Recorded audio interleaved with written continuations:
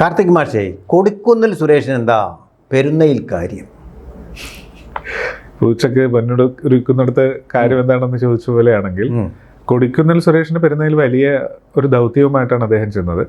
ആദ്യം ചെന്നപ്പോൾ മാധ്യമങ്ങളെ കണ്ട് അദ്ദേഹം പിന്മാറി. എന്തുകൊണ്ട് അദ്ദേഹം മാധ്യമങ്ങളെ കണ്ടപ്പോൾ പിന്മാറിയത്? അതിൽ തന്നെ ഉത്തരവുണ്ടല്ലോ. അതൊരു രഹസ്യ ദൗത്യമാണ്. ഒരു സാധാരണ ദൗത്യമാണെങ്കിൽ അദ്ദേഹത്തിന് മാധ്യമങ്ങളെ വിളിച്ചുകൊണ്ട് അങ്ങ് പോകാം. മറിച്ച് അത് ഒരു രഹസ്യ ദൗത്യവുമായിട്ടാണ് അദ്ദേഹം ചെന്നത്. അത് യാദൃച്ഛികമായിട്ട് മാധ്യമങ്ങളുടെ ശ്രദ്ധയിൽപ്പെട്ടതാണ്. മാധ്യമങ്ങളവിടെ ഉണ്ടാകുമെന്ന് അദ്ദേഹം കരുതിയില്ല. ഇല്ലാത്ത സമയം നോക്കിയാണ് പോയത്. കണ്ട സമയം അദ്ദേഹം കാറ് റിവേഴ്സ് എടുത്തു. അപ്പോഴാണ് ഇവർ അന്വേഷിക്കുന്നത്. MP-യുടെ വണ്ടിയാണ്. അപ്പോൾ അന്വേഷിച്ചപ്പോഴാണ് മനസ്സിലാകുന്നത് അദ്ദേഹം നമ്മൾ മാധ്യമങ്ങളുള്ളതുകൊണ്ടാണ് തിരിച്ചു പോയെന്ന് മനസ്സിലായി. പിന്നീട് അദ്ദേഹം മാധ്യമങ്ങളോട് നിന്ന് പോയി എന്ന് മനസ്സിലാക്കി വന്നു. പക്ഷെ അപ്പോഴും മാധ്യമങ്ങൾ അവിടെ ഉണ്ടായിരുന്നു. അത് നിർണായകമായൊരു ഘട്ടത്തിലാണ് അദ്ദേഹം അവിടെ ചെന്നത്. NSSഉം SNDPയും തമ്മിൽ ഒരു അലയൻസ് ഉണ്ടായാൽ അവർ തമ്മിൽ ഒരു അന്തർധാര വെച്ചുകൊണ്ട് അല്ലെങ്കിൽ ഒരു അജണ്ട വെച്ചുകൊണ്ട് ഒന്നിച്ച് നീങ്ങാൻ തീരുമാനിച്ചാൽ അത് ഇടതുപക്ഷത്തിന് ഗുണകരമാകും എന്നാണ് കോൺഗ്രസ് കരുതിയിരുന്നത്. കോൺഗ്രസ് എന്തുകൊണ്ട് അങ്ങനെ കരുതിയത് എന്നത് ഭയങ്കര രസകരമായൊരു ചോദ്യമാണ്. അതായത് ഹിന്ദുമതത്തിലെ രണ്ട് സമുദായങ്ങൾ തമ്മിൽ ഒന്നിച്ചാൽ ഞങ്ങൾക്കെതിരാകുമെന്ന് കോൺഗ്രസ് ചിന്തിക്കണമെങ്കിൽ കോൺഗ്രസിന്റെ പ്രവർത്തനങ്ങൾ സ്വാഭാവികമായിട്ടും ഈ രണ്ട് വിഭാഗങ്ങൾക്കും എതിരാണ് എന്ന് ഇവർക്ക് കോൺഗ്രസിന് തന്നെ അറിയാം. കോൺഗ്രസിന് അറിയാം, SNDPക്ക് അറിയാം, മറ്റ് ഇതര വിഭാഗങ്ങൾക്ക് എല്ലാവർക്കും അറിയാം. അറിയാത്ത ഒരൊറ്റ കക്ഷി മാത്രമേ ഉള്ളൂ. അതായത് കോൺഗ്രസ് ഇവർക്കെല്ലാം എതിരാണെന്ന് അറിയാത്ത ഒരൊറ്റ കക്ഷിയുള്ളത് NSS ആണ്. NSSന്റെ മൂപ്പിൽ നായർ ഈ കൊടിക്കുന്നിൽ അവിടെ ചെന്നതിൽ പിന്നെ ഉറങ്ങിയിട്ടില്ലെന്നാണ് കേട്ടത്. ഉറക്കം പുള്ളിക്ക് നഷ്ടപ്പെട്ടു. ഉറങ്ങാതെ പല ദിനങ്ങൾ ഇങ്ങനെ കഴിഞ്ഞു, ദിനരാത്രങ്ങൾ കഴിഞ്ഞു. അവസാനമാണ് ഒരു വാർത്ത വന്നപ്പോഴാണത് ഒരു തീരുമാനത്തിലെത്തിയത്. അതായത് അവിടെ കണിച്ചുകുളങ്ങരയിലെ മാർപ്പാപ്പയ്ക്ക് പത്മഭൂഷൺ അവാർഡ് കിട്ടി, ഭൂഷണമായിട്ട്. ആ ഒരു ഇതും കൂടെ ആയി കഴിഞ്ഞപ്പോൾ ഇടിവെട്ടി അവൻ്റെ തലയിൽ പാമ്പ് കെട്ടിച്ചു എന്ന് പറയുന്ന പോലെ അദ്ദേഹം ഒരു തീരുമാനം അങ്ങെടുത്തു.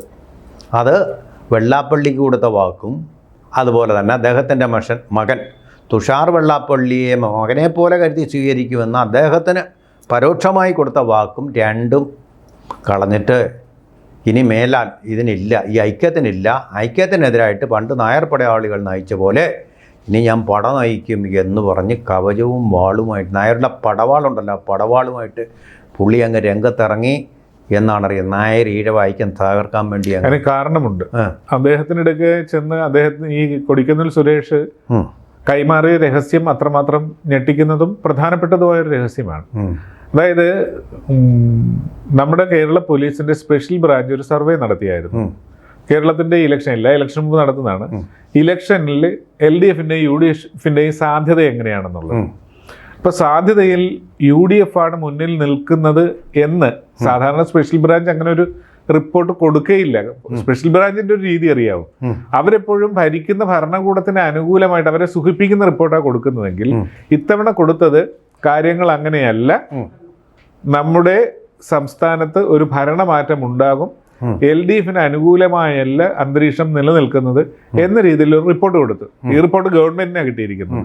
എന്നാൽ ഈ റിപ്പോർട്ട് പിന്നീട് UDFന്റെ കയ്യിലെത്തി.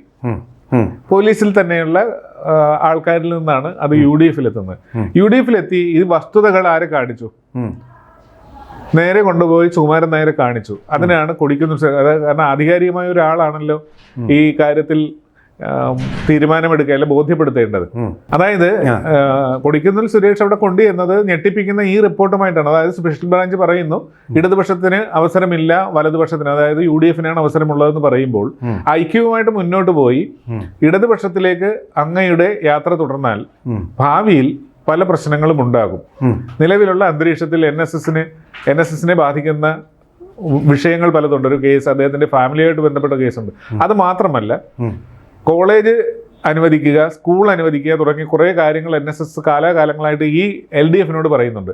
LDF ഇതിനോടനുബന്ധിച്ചൊരു അനുരഞ്ജന നീക്കം നടത്തിയിരുന്നു. അതിന്റെ ഭാഗമായിട്ട് LDF വീണ്ടും അധികാരത്തിൽ വരാൻ സഹായിച്ചാൽ ഞങ്ങൾ നിങ്ങൾക്ക് സ്കൂളുകളും കോളേജുകളും തരാമെന്ന് പറയുകയും ചെയ്തിരുന്നു. ആ വാഗ്ദാനം വിശ്വസിച്ചാണ് അദ്ദേഹം നായർ ഈഴവ ഐക്യവുമായിട്ട് അങ്ങ് രംഗത്തേക്ക് എത്തിയത്. പക്ഷേ സാധ്യതയില്ല എന്ന് റിപ്പോർട്ട് കിട്ടിയതോടുകൂടി, അതായത് LDF ഒരു സാധ്യതയില്ലെന്ന് റിപ്പോർട്ട് കിട്ടിയപ്പോൾ അദ്ദേഹത്തിന് പിന്മാറേണ്ടി വന്നു. കാരണം തോൽക്കാൻ പോകുന്ന ഒരു മുന്നണിയിലേക്ക് അല്ലെങ്കിൽ മുങ്ങുന്ന ഒരു കപ്പലിലേക്ക് ആരും പ്രാണരക്ഷാർത്ഥം എടുത്ത് ചാടുകയില്ലല്ലോ. അപ്പൊ അദ്ദേഹം പിന്മാറി. അപ്പൊ ഈ റിപ്പോർട്ടുമായിട്ടാണ് ആര് ചെന്നത്? ഇത് അങ്ങനല്ല, ഞാൻ കേട്ടത് അങ്ങനല്ല. കേട്ടത് ആരോടും പറയല്ലേ, ഇത് സംഭവം വളരെ രഹസ്യമാണ്, ഗോപ്യമാണ്. അതായത് ഈ NSS രജിസ്റ്റർ ചെയ്തിരിക്കുന്ന ഏത് ആക്ട് പ്രകാരമാണെന്ന് അറിയാമോ? കമ്പനീസ് ആക്ട് പ്രകാരമാണ്. ചാരിറ്റബിൾ ആക്ട് പ്രകാരം. ചാരിറ്റബിൾ ഉണ്ട് അതിൽ. ചാരിറ്റബിൾ ആണ്, ആക്ട് പ്രകാരമാണ്. ലിമിറ്റഡ് കമ്പനിയാണത്. ഒരു ലിമിറ്റഡ് കമ്പനിയാണ്. ലിമിറ്റഡ് കമ്പനി എന്ന് പറഞ്ഞാൽ സംഭവം ഇത് എന്ന് പറഞ്ഞാൽ ചാരിറ്റി ആക്ട് പ്രകാരം ഇത് ഓപ്പറേറ്റ് ചെയ്യേണ്ടത് കേരള ഗവൺമെൻറ്റാണ് ഓപ്പറേറ്റ് ചെയ്യേണ്ടത്. കമ്പനി ആക്ട് പ്രകാരമാണെങ്കിൽ കേന്ദ്രമല്ലേ ഓപ്പറേറ്റ് ചെയ്യുന്നത്. സംസ്ഥാനത്തിനെ പേടിക്കുന്നത് അതുകൊണ്ടാണ്. ചാരിറ്റി ആക്ട് പ്രകാരം ലാഭം ഇച്ഛിക്കാത്ത, ലാഭേച്ഛയില്ലാത്ത സ്ഥാപനം എന്നുള്ള രീതിയിലാണ് ഇത് ഒരുപാട് സമുദായ സംഘടനകളും ഈ രീതിയിലാണ് രജിസ്റ്റർ ചെയ്യപ്പെട്ടിട്ടുള്ളത്. ഉണ്ട്, അവിടെയാണ് ഈ പ്രശ്നം. ഉണ്ട് എന്നുള്ള സത്യമാണ് പ്രശ്നം. അപ്പോൾ ഈ ചാരിറ്റി ആക്ട് പ്രകാരം രജിസ്റ്റർ ചെയ്തിരിക്കുന്നതുകൊണ്ട് സംസ്ഥാന ഗവൺമെൻറ്റിനാണ് ഇതിൻ്റെ കാര്യങ്ങൾ. സംസ്ഥാന ഗവൺമെൻറ് ഇങ്ങനെയാണ് രജിസ്റ്റർ ചെയ്തിരിക്കുന്നതെന്ന് പറഞ്ഞൊരു വിവരം EDക്ക് കിട്ടിക്കഴിഞ്ഞാൽ ED കിട്ടും ഈ പ്രകാരം രജിസ്റ്റർ ചെയ്തിരിക്കുന്ന സംഘടനയ്ക്ക്. കാരണം it's A fraud. Company act അനുസരിച്ചുള്ള ഫ്രോഡാണ്. SFIO അല്ലേ, കമ്പനി ഫ്രോഡ് ആക്ട് അന്വേഷിക്കുന്ന ഏജൻസി വന്നു കഴിഞ്ഞാൽ സംഗതി മുഴുവൻ തരികിട തിത്തയാവും. ശരിയാണ്, നിങ്ങൾ ഈ തലവരിപ്പണം വാങ്ങിക്കുന്നതിന് രസീതൊന്നും കൊടുക്കാറില്ല. പക്ഷേ EDക്ക് പറ്റും, അവിടെയും പിടിക്കാൻ പറ്റും. എങ്ങനെ പിടിക്കാൻ പറ്റും? EDക്ക് വരുമാനത്തിൽ കവിഞ്ഞ സമ്പാദ്യം എന്നുള്ളൊരു വകുപ്പുണ്ട്. അപ്പോൾ വരുമാനത്തിന് രേഖ വേണം. തലവരിപ്പണത്തിന് ഇവിടെ രേഖ. അപ്പോൾ രേഖ ഉള്ളത് മാത്രമല്ല തെളിവ്, രേഖയില്ലാത്തതും തെളിവാണ്. അല്ല, തലവരിപ്പണം ഒരു ബ്ലാക്ക് ആയിട്ട് വാങ്ങിച്ചിട്ടുണ്ടെങ്കിൽ എവിടെയാണ് രേഖ അതിനുള്ളത്? തെളിയിക്കാൻ പറ്റും. ബാങ്കിൽ കൊണ്ടിടണ്ടേ? എവിടെ കൊണ്ടിടും? നിങ്ങൾ എവിടെങ്കിലും കൊണ്ടിടണ്ടേ? കുഴിച്ചിടാൻ പറ്റുമോ? ബിനാമി ഉണ്ടാകാം. ബിനാമി ഏർപ്പാട് അതും അന്വേഷിക്കാമല്ലോ. ബിനാമി ഏർപ്പാടുകളും അന്വേഷിക്കുമല്ലോ. ഇതൊക്കെ അവർ നമ്മളെക്കാൾ ബുദ്ധി കുറഞ്ഞവരൊന്നുമല്ല EDയുടെ സ്ലൂത്തുകൾ എന്ന് പറയുന്നത്. അവരിത് മുഴുവൻ അന്വേഷിക്കും. പക്ഷെ നേരിട്ട് ബാധിക്കുന്ന കാര്യങ്ങളല്ല. കാലാകാലങ്ങളായിട്ട് രജിസ്റ്റർ ചെയ്ത് പ്രവർത്തിക്കുന്ന ഒരു സ്ഥാപനമാണ്. അതിന്റെ പിന്നിൽ അന്ന് നിയമപരമായ പ്രശ്നങ്ങളാണ്. അല്ല, ഉമ്മൻചാണ്ടി ഇത് പൊക്കിയതാ. അതാണ് കൊടിക്കുന്നിലിന് ഇത് കിട്ടിയത്. ഉമ്മൻചാണ്ടിൽ ഒരിക്കൽ NSS ഇടഞ്ഞ സമയത്ത് അദ്ദേഹം ഈ കത്ത് അങ്ങോട്ട് അയച്ചു കൊടുത്തു. എന്താ ഇതിനകത്ത് വേണ്ടത്? ഇങ്ങനൊരു കാര്യം വന്നിരിക്കുന്നു. സാറ് പറഞ്ഞു വരുന്നത് NSSന്റെ മൂക്ക് കയറായിട്ട് ഈ ഒരു സാധനം കോൺഗ്രസ് നന്നായിട്ട് അവരെ ബ്ലാക്ക്മെയിൽ ചെയ്ത് തന്നെ ഉപയോഗിക്കുന്നുണ്ട്. NSSന്റെ മെഷീനയ്ക്ക് പ്രത്യേകിച്ച് അനങ്ങാൻ പറ്റാത്തൊരു വെട്ടിൽ പോയി കിടക്കുകയാണ്. ദൂതനായിട്ട് വന്നെന്ന് മാത്രമേ ഉള്ളൂ. അപ്പൊ രണ്ട് കാര്യങ്ങളുണ്ട്. ഏതായാലും നായരല്ലാത്ത റിപ്പോർട്ടുണ്ട്, സ്പെഷ്യൽ ബ്രാഞ്ചിന്റെ റിപ്പോർട്ട് ഇതോടൊപ്പം തന്നെ ഉണ്ട്, ഇതുമുണ്ട്. അപ്പൊ ഇദ്ദേഹത്തിന് അങ്ങോട്ടും ഇങ്ങോട്ടും അനങ്ങാൻ പറ്റില്ല. അതാണ് ഈ സമദൂരം എന്ന് പറയുന്ന സാധനം പറയുന്നത്. മതയായിക്ക് സമദൂരം നിർത്തിക്കോ, നിന്റെ സമദൂരം സമുദായ ഐക്യം സമദൂരം തുടർന്നു. സമുദായ ഐക്യം എന്നുള്ള പരിപാടി ഇത് അവസാനിപ്പിച്ചു. അല്ലെങ്കിൽ ഇപ്പോൾ ഞങ്ങൾ ഇത് കേന്ദ്രത്തിന് അയച്ചു കൊടുക്കും, ഞങ്ങൾ പിന്നെ ഒന്നും ചെയ്യേണ്ട കാര്യമില്ല, അവർ നോക്കിക്കോളും ബാക്കി കാര്യം എന്നുള്ളവർ. അന്വേഷണം വന്ന ഒരു അപകടം ഉണ്ടെന്നേ സാർ പറയുന്നത് ശരിയാ. NSSന്റെ മേലെ ഒരു അന്വേഷണം വന്നാൽ NSSന്റെ ഒരു കാര്യത്തിൽ മാത്രമല്ല അന്വേഷണം വരുന്നത്.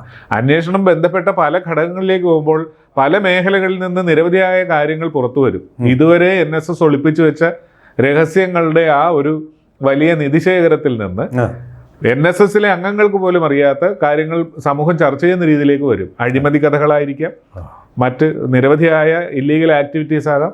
ഇതിനെല്ലാം സംരക്ഷിക്കാനായിട്ട് NSSന് ബാധ്യതയുണ്ട്. ആ ബാധ്യതയുടെ പ്രകാരം ഗവൺമെന്റുകളെ വെറുപ്പിക്കാൻ പാടില്ല.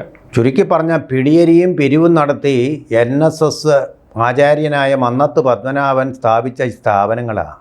ഇപ്പോൾ അവിടെ നിന്നെല്ലാം പിരിക്കുന്ന പണം അധ്യാപകരിൽ നിന്ന് ലക്ഷങ്ങൾ വാങ്ങിക്കുന്നു കോഴയായിട്ട്. സ്കൂൾ അധ്യാപകരിൽ നിന്നും എത്ര ലക്ഷങ്ങളിൽ നിന്ന് കോടികളിലേക്ക് പോയിട്ടുണ്ട്. കോളേജ് നിയമനങ്ങൾ PhD കിട്ടിയാലും അതിന് വാങ്ങിക്കുന്നുണ്ട്. പിന്നെ അല്ലാതെയുള്ള തലവരിപ്പണം കുട്ടികളിൽ നിന്നും അഡ്മിഷൻ കിട്ടാൻ വേണ്ടി വാങ്ങിക്കുന്നത്, മനസ്സിലായോ? മാനേജ്മെൻറ്റ് സീറ്റിന് വേണ്ടിയിട്ട്.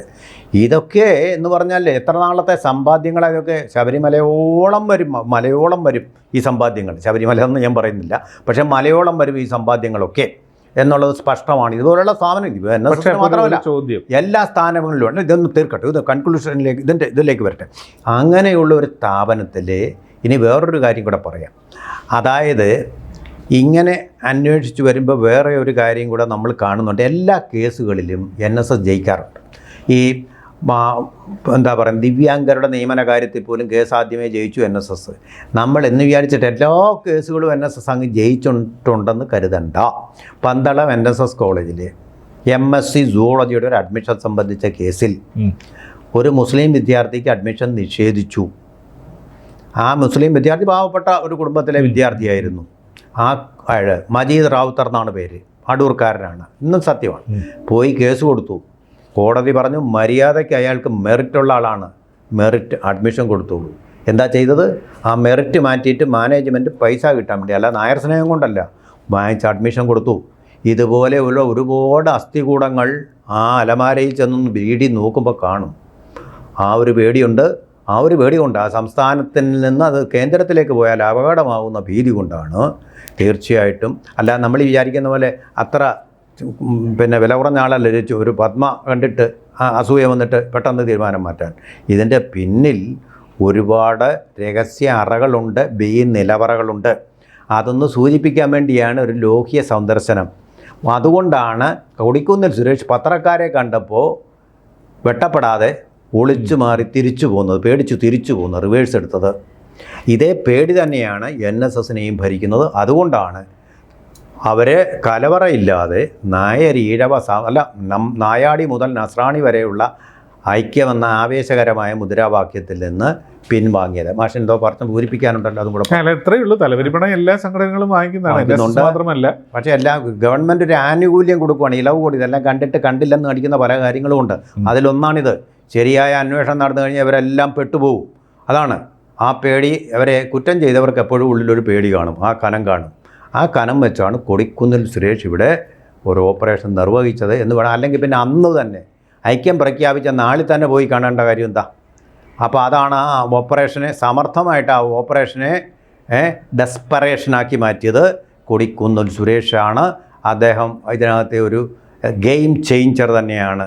അധികം ആരും ശ്രദ്ധിക്കാതെ പോകുന്ന. കോൺഗ്രസ്സിലും അങ്ങനെ തന്നെയാണല്ലോ. എന്നേ KPCC പ്രസിഡൻറ്റോ കേരളത്തിൻ്റെ മുഖ്യമന്ത്രിയോ ആവേണ്ട കൊടിക്കുന്നിൽ സുരേഷ് ഇപ്പോഴും അവഗണിക്കപ്പെടുകയാണ്. ഇത്രയും ഒരു വലിയ ധീരമായ ഓപ്പറേഷൻ നടത്തിയ അദ്ദേഹം അവഗണിക്കപ്പെടുകയാണ്, അല്ലേ? അതല്ലേ ചെയ്യുന്നത്? അതുപോലെ തന്നെ വേറൊരു സാഹചര്യ തെളിവും കൂടെ ഉണ്ട്. പത്രക്കാർ അദ്ദേഹത്തിന് എന്തിനാണ് വന്നതെന്ന് ചോദിച്ചപ്പോൾ ഞാൻ ചുമ്മാ അല്ലെ തെങ്ങേ കയറി കഴിഞ്ഞ്, തെങ്ങ വളരെ വ്യക്തമാണല്ലോ, തെങ്ങേ കയറുന്നത് എന്തിനാണ്? രാത്രിയിൽ അന്യനായ ഒരാൾ എന്തിനാണ് എന്താ തെങ്ങയിൽ എന്തിനാ കയറി? ഞാൻ കുറച്ച് പുല്ല് പറിക്കാൻ വേണ്ടി കയറിയതായിരുന്നു എന്ന് പറയുന്ന പോലെ ഒരു ഉത്തരമാണ് അദ്ദേഹം കൊടുത്തത്. ചുമ്മാ ഞാനിങ്ങനെ ലോഹ്യം പറയാൻ വേണ്ടിയിട്ട് വന്നു. ലോഹ്യം പറയാൻ കണ്ട നേരം ടൈമിങ് അതും ഇമ്പോർട്ടൻ്റ് ആണ്. അപ്പോൾ അതുകൊണ്ട് ദുരൂഹമായ പലതും അവിടെ സംഭവിച്ചിരിക്കുന്നു. അങ്ങനെയാണ് ഈ അഭിപ്രായം മാറിയത്. ഒരുപാട് നാൾ ഉറക്കമിളച്ചിരുന്ന കത്തു സൂക്ഷിച്ച ഒരു തീരുമാനമാണ് പത്മഭൂഷൺ കിട്ടിയ ദിവസം പുറത്ത് പെരുന്നയിൽ നിന്ന് വന്നത്. ഈ സുകുമാരൻ നായർ ഒരു കാര്യം കൂടെ ഇവർക്ക് ഐക്യം ഉണ്ടായാലും ഇല്ലെങ്കിലും പെരുന്നയിൽ ഇപ്പോൾ വിജയിച്ചിരിക്കുന്നത് തദ്ദേശ തെരഞ്ഞെടുപ്പിൽ BJPക്കാരാണ്. ആ കാര്യം കൂടി ഒന്ന് ഓർത്താൽ നന്നായിരിക്കും എന്ന് മാത്രമേ നമുക്ക് പറയാനുള്ളൂ. കൂടുതൽ വാർത്തകളും വിശേഷങ്ങളും നിങ്ങളിലേക്ക് എത്താൻ ABC മലയാളം സബ്സ്ക്രൈബ് ചെയ്യുക, ബെൽ ബട്ടണും അമർത്തുക.